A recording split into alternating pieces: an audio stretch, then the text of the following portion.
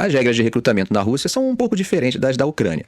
No país de Putin, todos os homens são obrigados a cumprir um ano de serviço militar antes dos 30 anos e cerca de 280 mil são convocados anualmente. Mas essa incursão ucraniana em Kursk reacendeu o debate público sobre se recrutas inexperientes e sem treinamento adequado deveriam ser enviados para o combate. Menos de 2 semanas após o envio de tropas para a Ucrânia em 2022, o presidente Vladimir Putin afirmou: "Enfatizo que soldados conscritos não estão participando das hostilidades e não participarão delas." No entanto, no dia seguinte, o Ministério da Defesa da Rússia reconheceu que alguns conscritos estavam, de fato, lutando na Ucrânia. Putin ordenou uma investigação e prometeu punir os oficiais responsáveis.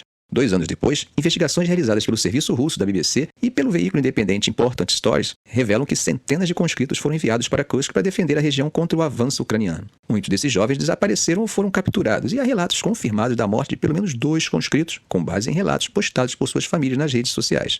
Artyom Dobrodumsky, que era um talentoso karateca e se formou em uma escola de cadetes, tinha apenas 22 anos quando morreu em Kursk.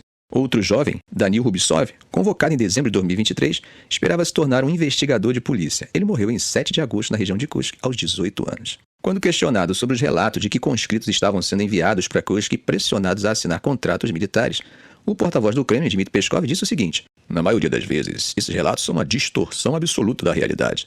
Não consideramos necessário comentar sobre isso." Essa necessidade sobre a necessidade de recrutas no front, e na realidade cada vez mais jovens, tem se tornado um discurso que procura normalizar a situação. A recente redução na idade da Ucrânia de 27 para 25 anos reflete uma preocupação com os danos da bomba demográfica que eles estão vivendo. Uma sociedade envelhecida com a redução natural da população jovem encara agora uma possível aceleração dessa redução por fatores como guerra.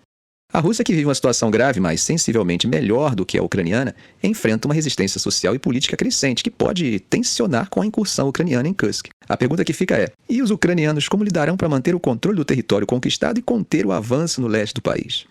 No caso russo, podemos ter uma ideia. Após a incursão ucraniana, um comandante militar russo em Kursk desconsiderou as preocupações dos pais de que seus filhos poderiam ser jovens ou inexperientes demais para enfrentar o combate. O major-general Aptil Alaudinov, comandante das Forças Especiais Akhmat da Chechênia, afirmou em uma mensagem de vídeo postada no Telegram o seguinte: "Não devemos transformar conscritos de 18 anos, que são homens, em crianças que precisam de chupeta e de serem mandados para a cama. Todos no nosso país hoje, do menor ao maior, devem estar em formação." Essa postura reflete uma visão rígida sobre o papel dos jovens no esforço de guerra, sugerindo que, independentemente da idade ou experiência, todos devem contribuir.